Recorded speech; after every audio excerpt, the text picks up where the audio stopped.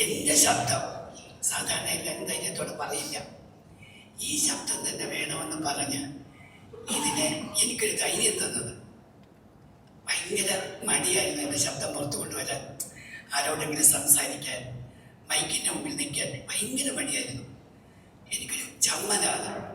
പക്ഷെ അതല്ല, ഈ ശബ്ദം നാട് കേൾക്കണം, എല്ലാവരും അറിയണം. എൻ്റെ അമ്മ, എൻ്റെ സരസ്വതി അമ്മ ഈ ശബ്ദത്തിൻ്റെ ഉടമയാണ് എന്ന് പുറത്തു കൊണ്ടുവന്ന് അതിന് ഒരുപാട് നന്ദി. ഭരതനാട്യം കഴിഞ്ഞു, അത് എന്തുകൊണ്ട് അത്രയും നന്നായിട്ട് പോയില്ല, വലിയ വിഷമമായിരുന്നു. അതിൻ്റെ വിഷമം ഇതിൽ തീർത്തു.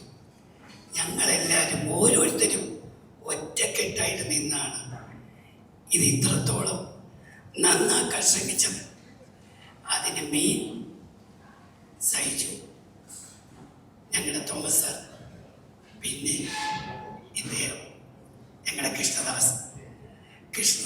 പിന്നെ വേറെ കൃഷ്ണദാസിൻ്റെ ഒന്നും നമുക്ക് ഞങ്ങളോടൊന്നും നിർബന്ധിച്ച് പറയില്ല, ഇന്നത് ചെയ്യണം, ഇങ്ങനെയാണ് വേണ്ടുന്നത് ഒന്നും പറഞ്ഞിട്ട്, എന്നാൽ പറയാതെ പറഞ്ഞ് ഞങ്ങളിൽ നിന്ന് ഞങ്ങളുടെ കഴിവുകൾ പുറത്തു കൊണ്ടുവന്ന് അത് വലിയൊരു കഴിവാണത്.